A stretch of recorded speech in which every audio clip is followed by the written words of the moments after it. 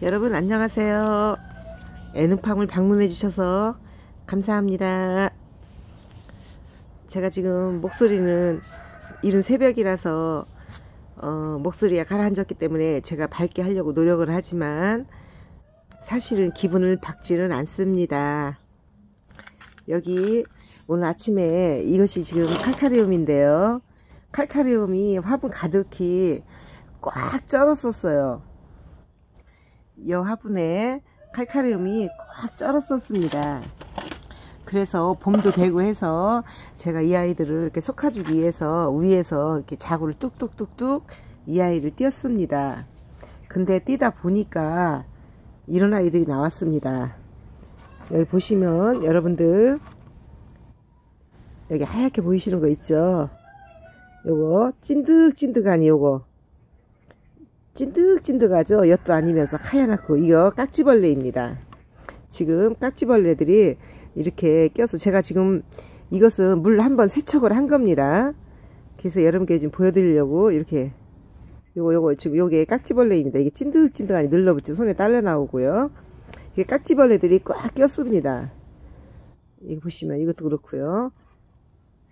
여기도 그렇고 이렇게 깍지벌레들이 지금 팍 쩔었습니다. 이 아이도 지금 내가 세척을 해서 좀 떨어지긴 했지만 여기도 보이시죠? 뭐 말도 못합니다. 이렇게 이 깍지벌레가 끼는 원인은요, 이 바이솔들이 이렇게 여기에 이 많은 바이솔들이 칼카리움이 여기에 지금 이 화분에 꽉 쩔었었습니다. 자구들이 엄청나게 번식을 한 거죠. 이렇게 번식을 하면은 꽉 쩔으면 너무 이쁘잖아요. 추렁추렁 늘어지고 그걸 보는 것이 바이솔 키우는 사람들의 유일한 낙이잖아요. 그런 것을 오랫동안 보고 즐기고 싶지만 이런 현상이 생기기 때문에 제가 아쉽게도 오늘 아침에 이걸 자구들을 띄어서 제가 분갈이를 띄어서 다른 데다 옮겨 심어주려고 이렇게 띄었습니다. 그랬더니 띄어보니까 이렇게 깍지벌레가 꽉 쪄들었습니다. 깍지벌레가 생기는 이유는요, 이 겨울 동안에 아무래도 햇빛이 일조량이 좀 부족했겠죠. 그리고 빡빡하게 쩔어 있었기 때문에 통풍이 잘 안 됐죠. 그래서 이렇게 깍지벌레가 생기는 겁니다. 그 진딧물은 이 겉에서 생기거든요. 요 이파리 사이사이 위에서 보여요, 우리가.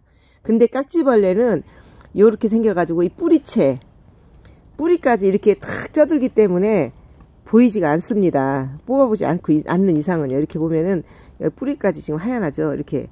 그래서 이게 뽑을 때요, 뿌리까지 막 하얗게 쪄들으니 깍지벌레들이 막 줄줄이 딸려 나왔습니다. 그래서 그렇게 되면은 그 흙은 아주 멀리 갖다 버려야 돼요.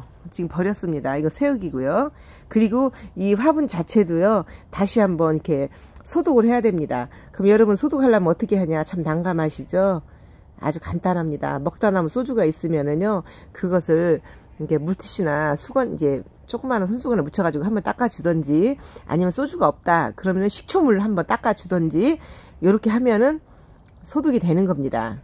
그렇게 간단하게 소독을 하시면 되고요.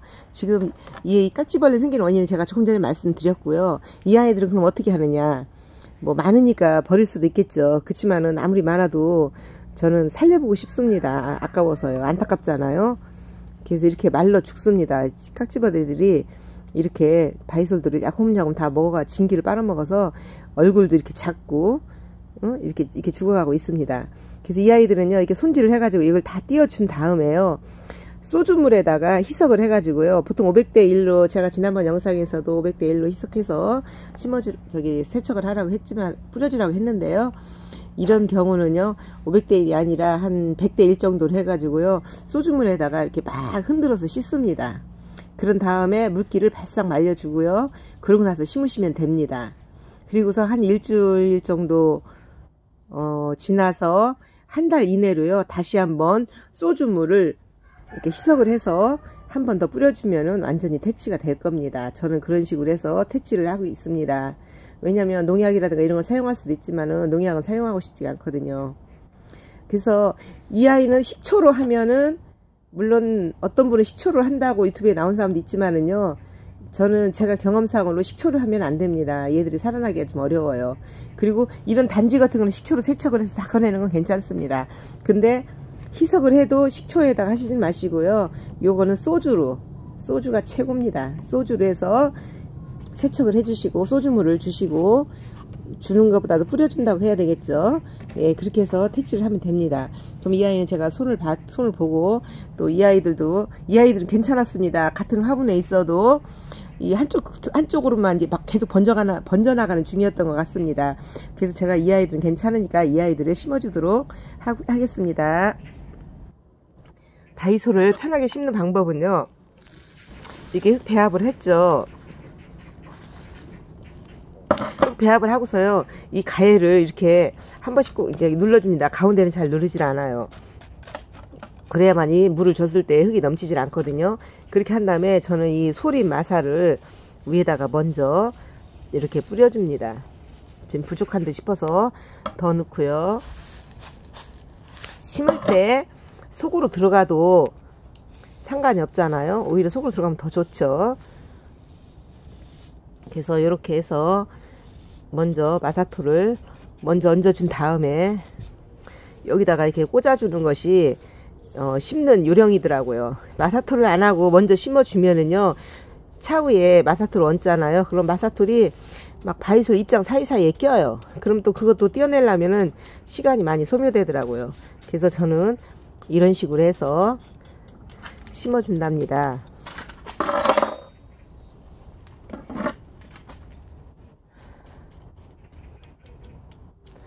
이렇게 단도리를 한 다음에요, 여기다가 이 칼카리움을 지금 에미하고 자구하고 섞였습니다. 전체를 다 뽑아서 여기를 했기 때문에, 원래는 자구만 뽑으려고 했는데 얘들이 깍지벌레가 낀 줄 몰랐거든요.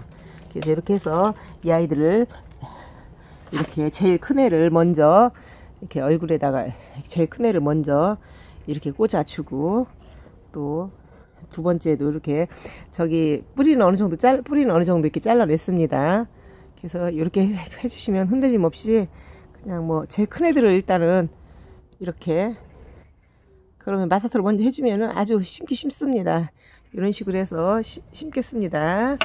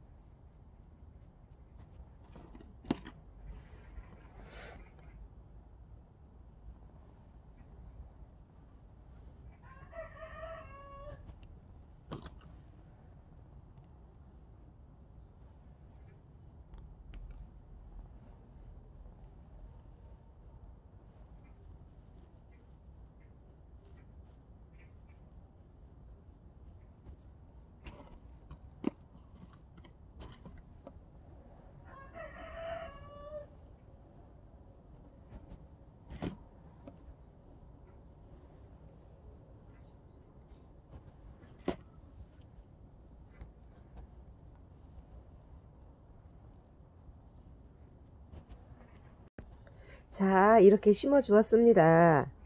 제가 이렇게 좀 심어 주었는데요, 이렇게 심어 주고 나서도 이렇게 자구들이 많이 남았습니다. 그러니까 이 많은 자구들이 이 안에서 바글바글 살았다는 얘기잖아요, 겨울 동안에. 그러니 햇빛도 부족했죠. 통풍이 잘 안 됐죠. 그래서 깍지벌레가 생긴 거랍니다. 그래서 이 아이들을 제가 다 흙도 버리고 흙도 세우고 해주고, 이 화분은 제가 옹기라서 너무 좋은 거라서 버리기는 아까워서 제가 소독을 했죠. 그래서 소독을 해서 이 화분도 재활용을 한 거고요. 이렇게 해서 이제 이 아이들을 칼카리움을 심어 주었기 때문에 아마 춤을 추면서 올 봄에 아주 잘 자라고요. 이 아이들은 묵은 아이들이거든요. 좁은 화분에서 못 커서 작은 거지 묵은 아이들이기 때문에 이렇게 이제 5월 6월쯤 되면 또 자구가 많이 달릴 것입니다. 보통 5월과 6월에 자구들이 많이 달리죠.